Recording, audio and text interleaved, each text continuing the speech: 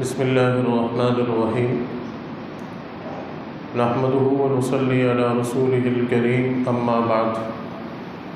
فقد قال الله تبارك وتعالى في القرآن المجيد والفرقان الحميد فأعوذ بالله من الشيطان الرجيم بسم الله الرحمن الرحيم وذكر فإن الذكر تنفع المؤمنين صدق الله العظيم سبحان ربك رب العزة عما يصفون وسلام على المرسلين والحمد لله رب العالمين اللهم صل على سيدنا محمد وعلى آل سيدنا محمد وبارك وسلم. عزیزان گرامی قدر، واجب الاحترام بزرگوں اور میرے دینی اور ایمانی بھائیوں، السلام علیکم ورحمۃ اللہ وبرکاتہ. میرے عزیزوں اور بزرگوں،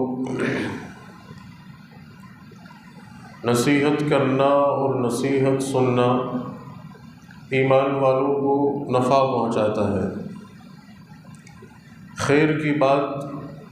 ایک دوسرے سے کہتے رہنا یہ ایمان والوں کو بہت نفع پہنچانے والی چیز ہے. ہم جتنا خیر کی باتوں کا تذکرہ کرتے ہیں اتنی ہی ان باتوں کی عظمت اور ان باتوں کی قدر ہمارے دل میں اترتی ہے. تو پس چنانچہ ہر موقع پر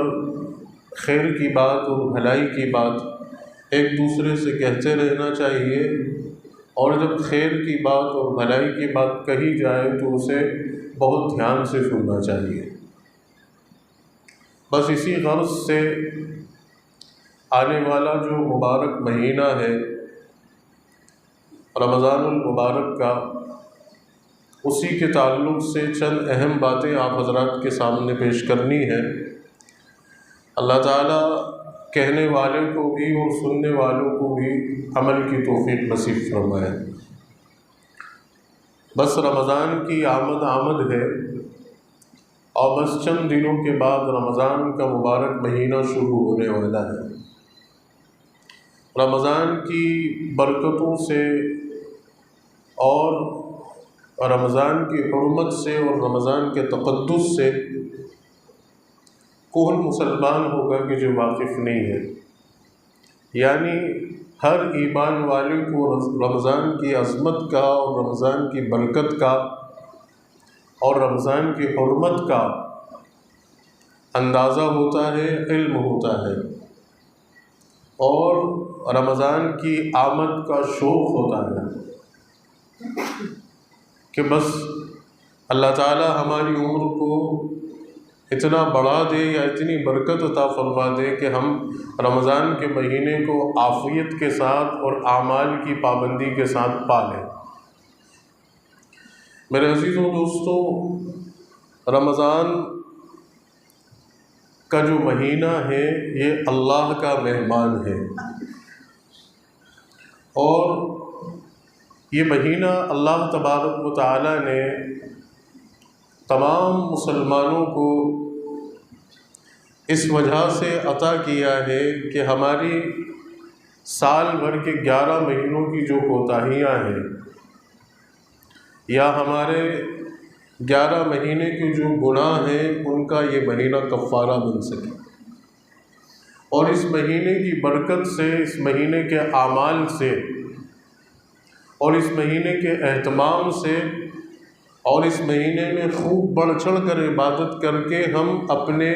پچھلے گناہوں کو اللہ سے معاف کروا سکیں. یہ مہینہ گناہوں کی مغفرت کا مہینہ ہے. جیسا کہ اس کا نام ہے، رمضان جو لفظ ہے یہ بنا ہے را، میم اور ضاد سے، اور اس لفظ کے معنی ہوتے ہیں جلا دینے والا یا جل جانے والا. اس کی تعریف علماء نے یہ کی ہے کہ فَإِنَّهُ يَرْمُزُ لِلذُّنُوبِ، کہ یہ مہینہ مومن کے نامہ اعمال میں سے گناہوں کو جلا کر صاف کر دیتا ہے، گناہوں کو ختم کر دیتا ہے، مومن کو گناہوں سے پاک کر دیتا ہے۔ یہ مہینہ اللہ تعالیٰ نے ہمیں انعام کے طور پر دیا ہے، انعام کے طور پر دیا ہے،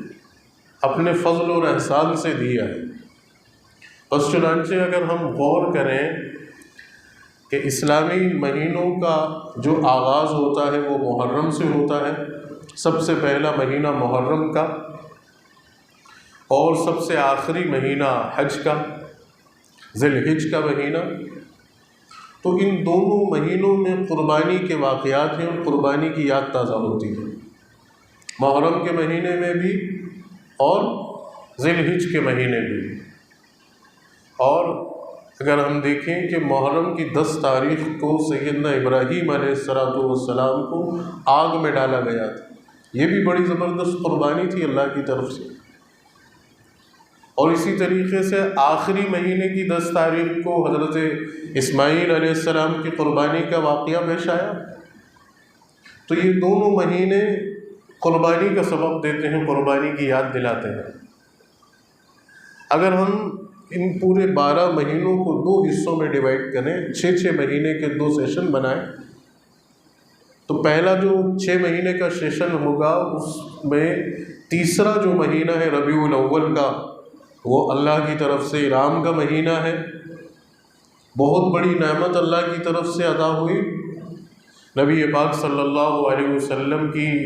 ولادت کا مہینہ ہے۔ یوں تو اللہ کی بے شمار نعمتیں ہیں ہمارے اوپر،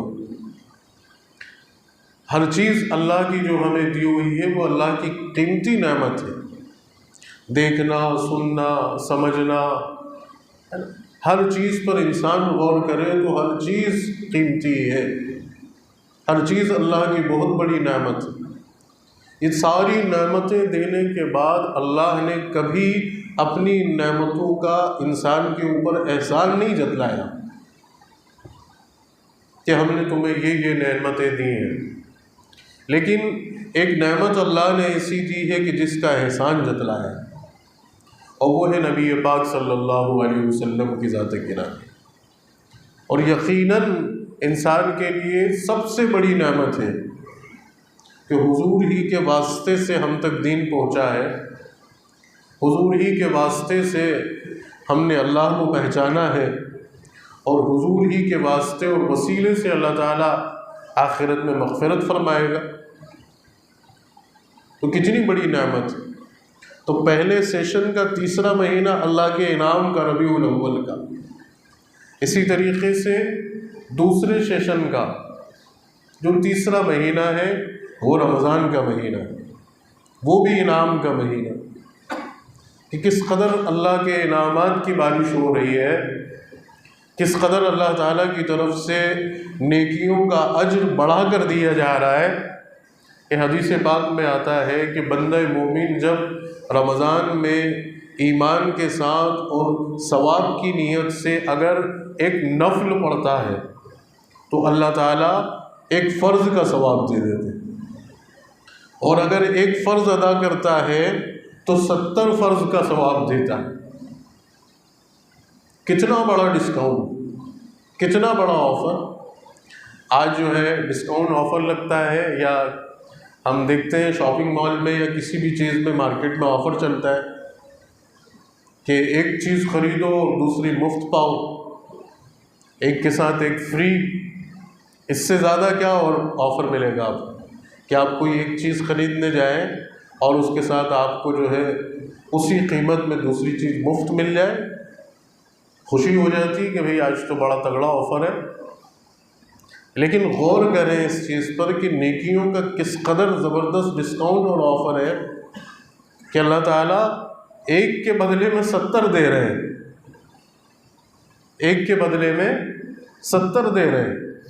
یا یوں سمجھ لیجئے کہ جن لوگوں کو نیکیوں کی قدر ہے یا جو آخرت کے ثواب کے امیدوار یا مشتاق ہیں، وہ اس مثال سے اگر سمجھے، شاید یہ مثال بھی چھوٹی ہو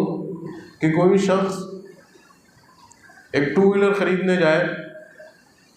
ہے نا، اس کی قیمت جیب میں رکھ کے لے جائے اور جو ہے وہ شو روم سے گاڑی پرچیز کرے اور اس کو وہاں جو ہے اسی قیمت میں کمپنی کار دے دے کہ نہیں بھئی آپ جو ہے ہم آپ کو یہ 80,000 90,000 میں ہم آپ کو 6 لاکھ روپے کی کار دیتے ہیں۔ کتنا زبردست آفر! اور اگر کوئی جو ہے ایک کار خریدنے جائے اور اسے 70 کاریں مل جائیں تو کیا انسان کی خوشی کا عالم ہوگا، کتنی بڑی خوشی ہوگی اس کے لیے۔ اور میرے دوستوں یہ گاڑیاں تو یہیں رہ جانی ہے، ایک نہ ایک دن ختم ہو جانی ہے، ہر دن ان کی ویلیو گرنی ہے، ہر دن قیمت ان کی ڈاؤن جانی ہے، اور انسان کتنا استعمال کرے گا، بس یہ دنیاوی زندگی میں استعمال کر کے یہیں ختم۔ لیکن آخرت کا جو اجر و ثواب، اسی لیے میں نے کہا کہ شاید اس مثال سے بھی بڑی چیز ہے اگر ہم سمجھیں کہ ایک نفل پر اللہ ایک فرض کا ثواب دے رہے ہیں اور ایک فرض پر اللہ 70 فرض کا ثواب دے رہا ہے، کتنا بڑا اللہ کی طرف سے انعام کا مہینہ، اس سے بڑا انعام اور برکت کا مہینہ کیا ہوگا۔ تو اسی لیے فرمایا گیا کہ یہ اللہ کی بہت بڑی نعمت ہے، اللہ کا مہمان ہے رمضان کا مہینہ۔ اور ہم دیکھیں کہ ہم جب گھر میں مہمان آنے والے ہوتے ہیں تو مہمان کے شایان شان اس کی عظمت کے مطابق ہے نا، اس کے مقام کے مطابق ہم تیاری کرتے ہیں کہ نہیں بھئی ہمارے یہاں جو ہے مہمان آ رہے ہیں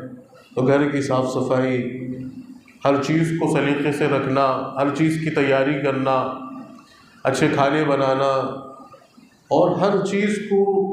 اس طرح سے مینج کرنا اور مہمان کی ضیافت کا پورا کے پورا خیال رکھنا کہ یہ ہمارے لیے بہت محترم ہے، کسی بھی طرح سے ان کی دل آزاری نہیں ہونی چاہیے، ہماری کسی بھی چیز سے ان کو تکلیف نہیں پہنچنی چاہیے۔ کیونکہ حدیث میں آیا ہے کہ من کان یؤمن باللہ فلیکرم ضیفہ، کہ ایمان والے وہ ہیں کہ جو اپنے مہمان کا اکرام کرتے ہیں۔ ایمان کی نشانی میں سے ہے یہ مہمان کا اکرام کرنا، مہمان کی تعظیم کرنا، مہمان کے ساتھ خوش اخلاقی سے پیش آنا اور اپنی حیثیت کے مطابق ان کی شایان شان، ان کی خدمت کرنا۔ صحابہ کرام کے واقعات بھرے پڑے ہیں،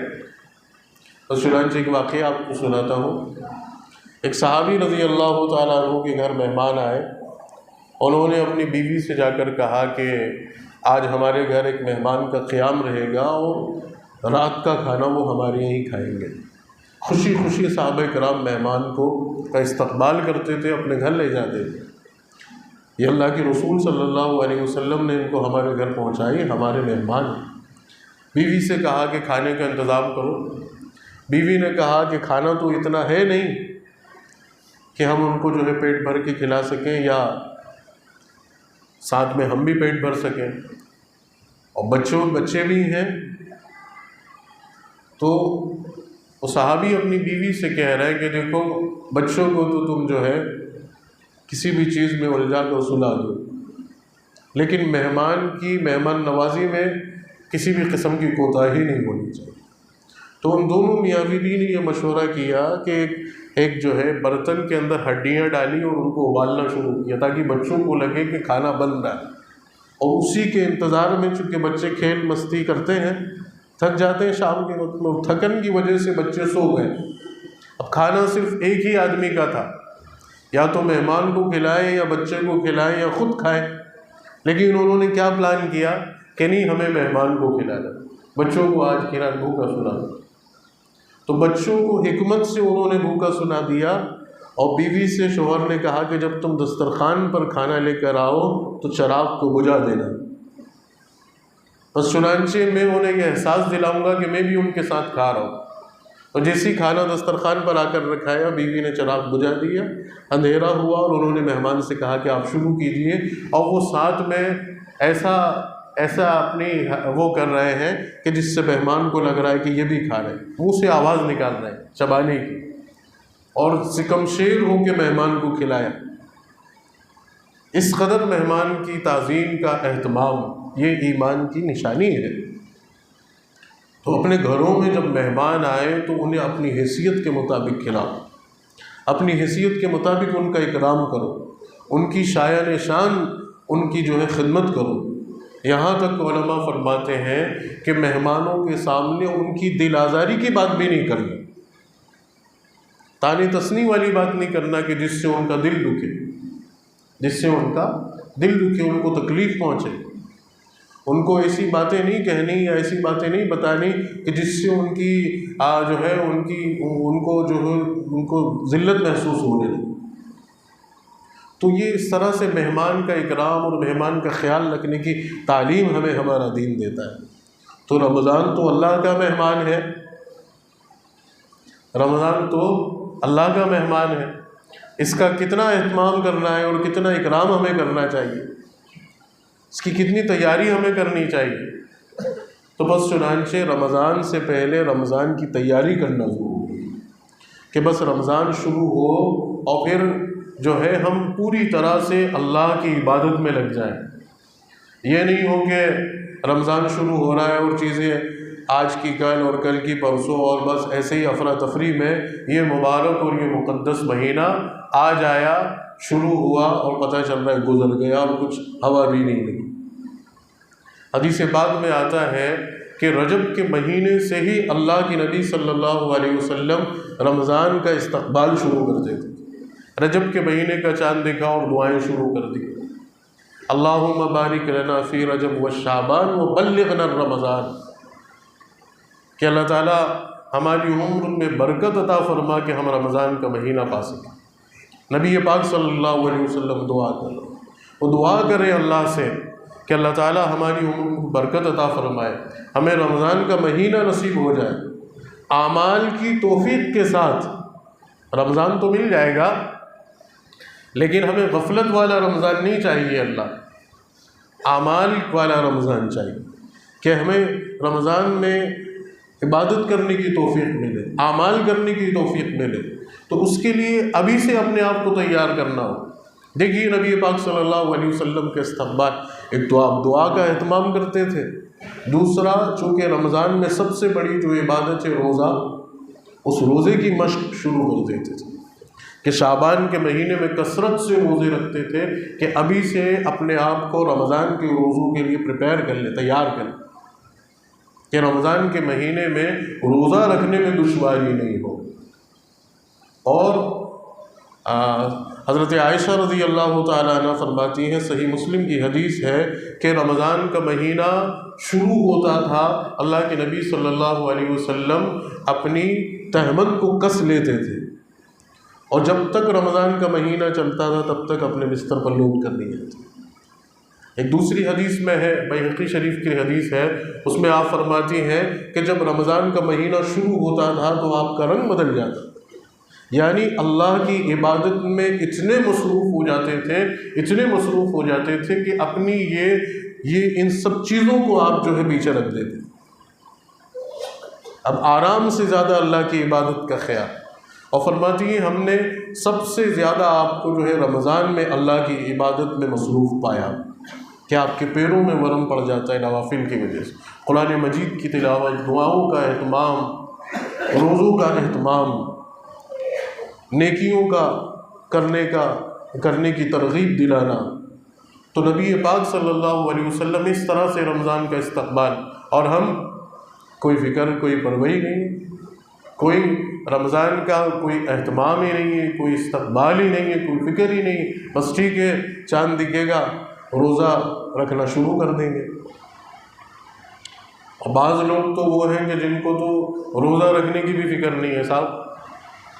وہ جو ہے رمضان کے مہینے میں بھی رمضان کی حرمت اور اس کے تقدس کے پاس و لحاظ کا کیا خیال رکھتے، وہ تو بے غیرتوں کی طرح رمضان کے مہینے میں بھی کھا رہے پی رہے، بے غیرتوں کی طرح، جبکہ رمضان کے مہینے کو اللہ نے ایمان والوں پر روزے فرض کیے ہیں، ہر حال ہر صورت میں روزہ رکھنا ہے۔ ہاں اگر کوئی بیمار ہے، بیماری کی وجہ سے نہیں رکھ سکتا یا سفر کی وجہ سے نہیں رکھ سکتا تو وہ اپنے روزے کو قضا کر کے بعد میں رکھے، لیکن بس روزہ یوں ہی نہیں رکھنا، یا چھوٹی چھوٹی سی چیزوں کی وجہ سے، وہم کی وجہ سے روزہ چھوڑ دینا کہ مجھے تو جو ہے بلڈ پریشر ہے، یا مجھے تو ڈائبٹیز ہے، یا مجھے تو فلانی چیز ہے، یا مجھ سے روزہ رکھتے نہیں بنتی ہے، یا میں روزہ نہیں رکھ سکتا، میں کمزور ہوں، یہ سارے بہانے ہیں، یہ سارا غفلت کا بخار ہے، اور یہ شیطان کا وسوسہ ہے کہ جس کی وجہ سے انسان اتنی بڑی خیر سے محروم۔ تو اللہ سے دعا کرنا شروع کر دیں ابھی سے کہ اللہ تبارک و تعالی ہمیں رمضان کا مبارک مہینہ نصیب ہو اور اعمال کے ساتھ نصیب ہو۔ دعاؤں کا اہتمام شروع کر دیں، اور اسی کے ساتھ ساتھ رمضان کے مہینے کو میں اپنے آپ کو عبادت کے لیے فارغ کرنے کی تیاری کی پلاننگ کر لیں کہ ہم زیادہ سے زیادہ وقت عبادت میں گزرے، ہمارا زیادہ سے زیادہ وقت ہمارا اللہ کی عبادت میں گزرے، دوسرے کام کو اور دوسری چیزوں کو ہم جو ہے تھوڑا سا ایڈجسٹ کر لیں، کام کاج میں کے بوجھ کو ہلکا کر لیں، کام کاج کے بوجھ کو ہلکا کر لیں۔ 11 مہینے خوب کام کرتے ہیں ہم، کوئی منع نہیں کرتا، اور کام واقعی کرنا چاہیے،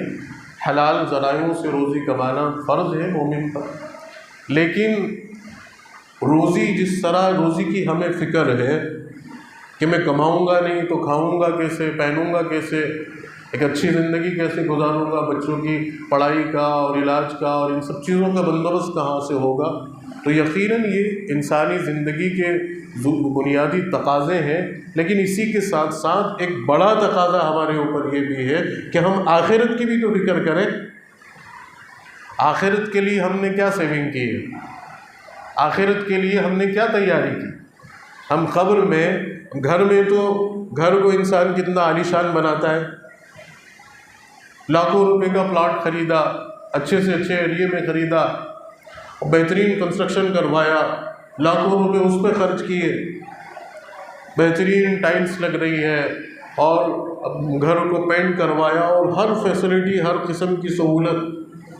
اور کتنے دن رہنا ہے اس گھر میں، ساری زندگی کی پونجی لگا دی، اور قرض اوپر سے اور کر لیے، اور کتنے دن اس گھر میں رہنا ہے کوئی ٹھکانہ نہیں۔ بہت ساری مثالیں ہیں کہ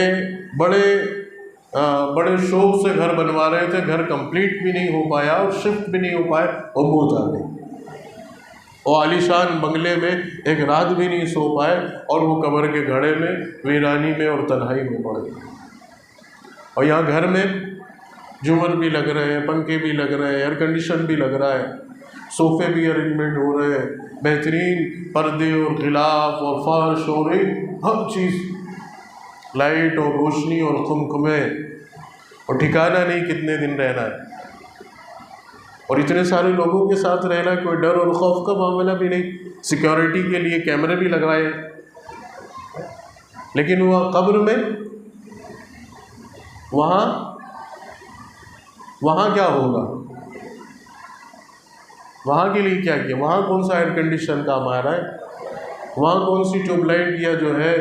LED بلب کام آ رہے ہیں، وہاں کون سا صوفہ اور بیڈ لگا ہوا ہے، وہاں تو کام آنے والی چیز اعمال ہے۔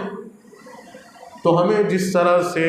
اس دنیا میں بہتر زندگی گزارنے کی محنت کرتے ہیں، پلاننگ کرتے ہیں، ویسی آخرت کی جو ہماری زندگی ہے، اور آخرت کا جو سب سے پہلا مرحلہ ہے قبر کا، اور پھر آخرت کی جو لامحدود زندگی ہے جس میں انسان کے اعمال پر فیصلہ ہو رہا ہے کہ یہ جنت میں جائے گا یا اس کو اس کے اعمال کی وجہ سے اللہ تعالیٰ جہنم میں ڈالے گا، تو اس کی بھی تو فکر کرنی ہے۔ ابھی آپ دیکھیں کہ یہ ابھی چند سال پہلے ایک مسئلہ ملک میں اٹھا تھا کہ بھئی لوگوں کو اپنی نیشنلٹی ثابت کرنی پڑے گی، اپنے ڈاکیومنٹس ریڈی کرانے پڑیں گے، اور جس کے ریڈی نہیں ہوں گے، جو مائیگریٹ پایا گیا یا جس کے باپ دادا کہیں باہر سے آئے ہوئے ملے، ان کو ڈیٹینشن کیمپ میں ڈال دیا جائے۔ کیسی افراتفری مچی، عام اور خاص سب بکتے پھر رہے ہیں، لوگ پراپرٹیز کے کاغذات نکال کے ان کو جو ہے ٹیلی کر رہے ہیں کہ ہاں ہمارے باپ دادا، اب وہ سیٹسفائی ہو رہے ہیں وہاں پہ کہ نہیں، ہم تو ہمارا تو ریکارڈ یہاں اتنے سال سے مل رہا ہے، ہم ڈیٹینشن میں نہیں جا پائیں گے، یا ڈاکیومنٹس کو کمپلیٹ کرواتے پھر رہے ہیں۔ تو یہ تو دنیاوی زندگی کا حال، اس میں بے چین ہو گئے، بھگتے پھر رہے، مسجدوں میں سمجھائش ہو رہی ہے، لوگوں کو اویئر کیا جا رہا ہے، نصیحتیں کی جا رہی ہیں، لیکن میرے بھائی جو آخرت کا حقیقی مرحلہ ہے جس سے ہم سب کو دوچار ہو رہا ہے، سب کو ہمیں اس سے گزر کر جانا ہے، اس کی تیاری کیا کی ہم؟ اس کی تیاری کیا کی ہم نے؟ آپ نے دیکھا کہ اس کے لیے ڈاکیومنٹس کو اس میں کریکشن کے لیے اور اسے صحیح کرنے کے لیے کیمپ لگ رہے تھے، جگہیں مینشن ہو رہی تھی کہ بھائی اس جگہ پر جا کر آپ اپنا آداب درست کر لیں، یہاں یہ پیپر درست کر لیں، اس کے لیے کر لیں۔ آدمی کتنا ہی مصروف تھا، ہے نا، فیکٹری میں تھا، دکان پہ تھا، کہیں پر بھی تھا، وہ چھٹی لے رہا تھا اور اپنے آپ کو فارغ کر کے وقت نکال کے اپنے پیپرز کی فکر کر رہا تھا کہ نہیں میرے لیے ابھی یہ فی الحال یہ سب سے ضروری کام کر رہے تھے، نہیں کر رہے تھے، بتائیں آپ۔ تو اس کے لیے ہم اتنی فکر مند ہو گئے۔ ابھی آپ سے کوئی کہہ دے کہ بھائی یہ جو آپ کا مکان جو بنا ہوا ہے یہ لیگل نہیں ہے،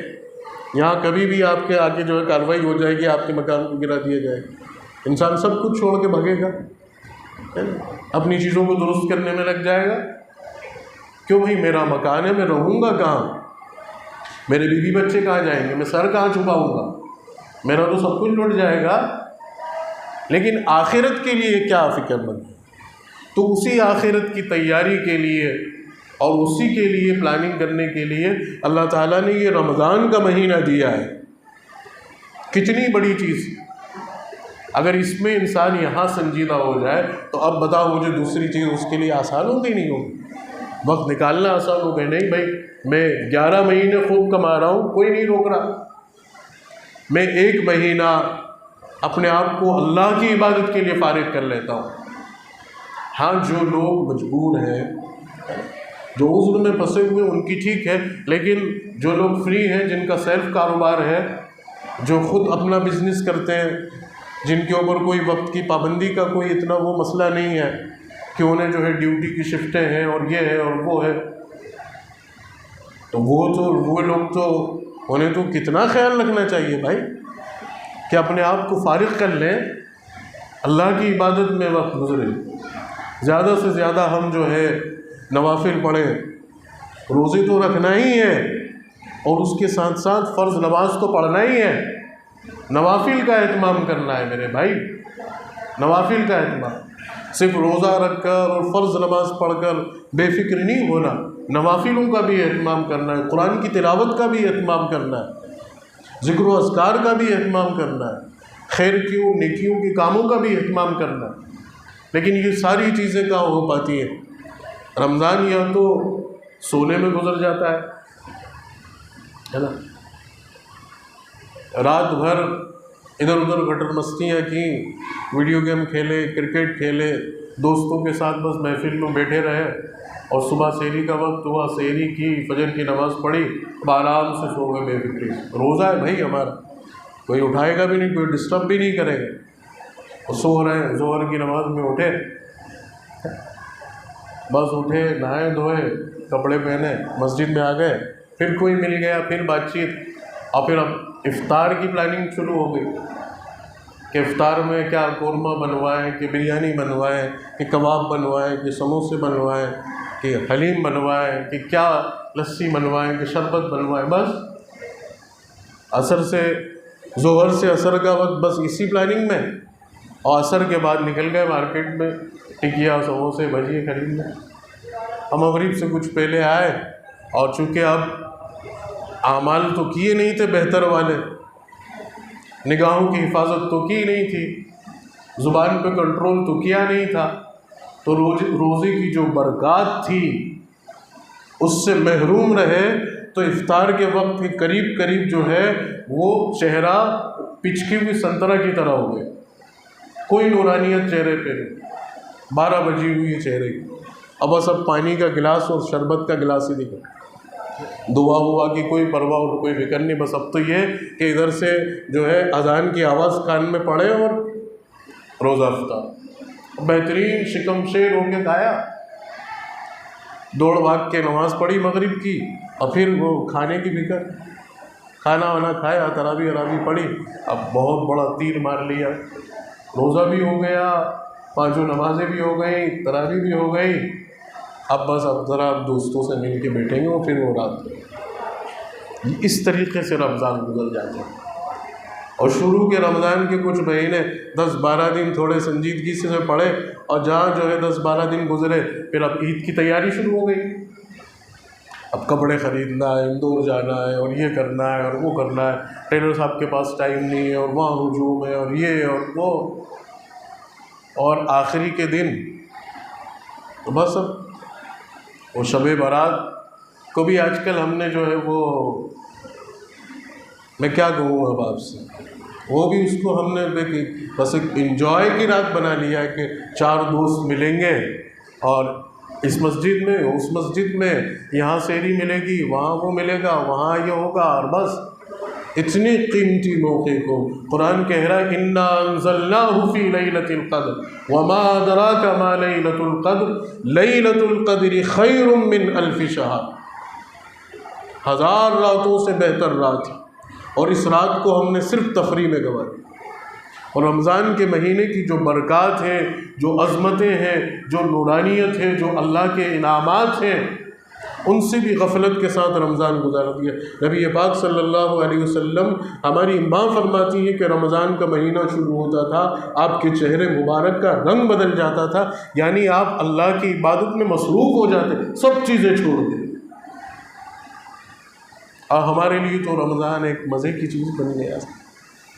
بہترین لذیذ قسم کے کھانے ہیں، سال بھر جو نہیں کھاتے ہیں وہ رمضان میں اللہ کھلاتا ہے۔ میں آپ کے ان بہتر پکوان پہ وہ نہیں کہہ رہا کہ مت کھاؤ، لیکن اس کے ساتھ ساتھ جس چیز کے لیے رمضان ملا ہے، جس چیز کے لیے کھانا تو آپ سال بھر کوئی نہیں روک رہا، کوئی روک رہا ہے کیا؟ خوب کھاؤ، لیکن جس چیز کے لیے رمضان ملا ہے اس چیز کو ہی ہم ترک کر جائے اور کھانے میں اور کپڑوں میں اور گھومنے پھرنے میں اور تفریح میں رمضان کو گوا دیں، تو بتاؤ اس سے بڑی بدقسمتی کوئی ہوگی؟ اور پھر اس کا رزلٹ کیا ملتا ہے ہم سب کے سامنے ہے کہ رمضان جیسی گئے اور پھر وہی پرانی زندگی، جبکہ رمضان ایک بہترین ٹریننگ سیشن ہے۔ کسی کو بھی ٹریننگ دی جاتی ہے 10 دن کی، 8 دن کی، 15 دن کی ٹریننگ میں انسان پورا ٹرین ہو جاتا ہے اور روٹین میں آ جاتا ہے کہ بھئی اب مجھے آگے کی میری زندگی ایسے گزارنا ہے۔ کافی ہوتے ہیں نا 15 دن ٹریننگ کے لیے، اور سمجھدار انسان کے لیے تو ایک ہی دن کافی ہوگا کہ صبح سے لے کر شام تک اس کو بٹھا کے سمجھا دیا جائے کہ بھئی یہ ہے، اس کے لیے تو ایک ہی دن زندگی بدلنے کے لیے کافی ہو۔ علماء فرماتے ہیں کہ رمضان زندگی کو بدلنے کا ایک بہترین موقع ہوتا ہے، ایک زبردست ٹریننگ سیشن، ایک زبردست ٹریننگ کیمپ ہوتا ہے کہ جس میں انسان کو کتنا زبردست ٹرین کیا جا رہا ہے، تقوی کا کیسا شعور پیدا کیا جا رہا ہے، اللہ کی عظمت اور اللہ کے جلال کا خوف انسان کے اندر کس قدر روز اس کو مشق کرائی جا رہا ہے۔ وہ اپنی بنیادی اور ضروری چیزوں کو بھی چھوڑ کر اللہ کی رضا کے لیے، اللہ کے حکم کو پورا کرنے کے لیے جو ہے روزے میں صبر کے ساتھ کھانے اور پینے اور دوسری ضرورتوں سے رکتا ہے۔ اتنی زبردست ٹریننگ، اور رزلٹ کیا کہ اگلے ہی دن وہ سارے ناجائز اور حرام کام شروع ہو جاتے ہیں۔ کیوں؟ اس وجہ سے کیونکہ وہ جو ٹریننگ کا سیشن تھا وہ صحیح سے اٹینڈ نہیں کیا ہے، اس کو سنجیدگی سے سنا نہیں ہے، یا اس پر کام نہیں کیا ہے، اور جس نے اس کو سنجیدگی سے عمل کیا ہے اس کو نتائج، لوگوں کی زندگی بدلی ہوئی۔ سینکڑوں مثالیں آپ کو مل جائیں گی کہ جنہوں نے رمضان کو اعمال کے ساتھ اور رمضان جس مقصد کے لیے آئے اس مقصد کے ساتھ گزارا ہے، اللہ نے زندگی بدل دی ہے، اللہ نے زندگی بدل دی ہے۔ اور اس انتظار میں مت رہنا کہ بہت رمضان ملیں گے، ابھی تو عمر ہی کیا ہوئی، ابھی تو 30 سال 25 سال کا ہو، یا ابھی تو 40 سال عمر ہے، ابھی تو بہت رمضان ملیں گے، دیکھ لیں گے کسی بھی رمضان میں۔ کوئی بھروسہ نہیں میرے بھائی، کوئی بھروسہ نہیں، زندگی کا اور موت کا کوئی بھروسہ نہیں کہ کب اللہ کی طرف سے بلاوا ہے۔ تو رمضان کے لیے ابھی سے ذہنی طور پر تیار ہو جاؤ کہ انشاءاللہ ہمیں یہ آنے والے رمضان اللہ کی عبادت میں مصروف ہو گئے۔ فالتو کاموں کو، سب کو فالتو کاموں سے پرہیز کرتے ہوئے اللہ سے دعا کرو اللہ سے کہ اللہ ہمیں ایسے مواقع عطا فرما کہ ہم زیادہ سے زیادہ تیری عبادت میں وقت گزار سکیں۔ اسی کے ساتھ ساتھ گھروں کی خواتین کا بھی خیال رکھو، ان کو بھی رمضان میں عبادت کے لیے فارغ رکھو،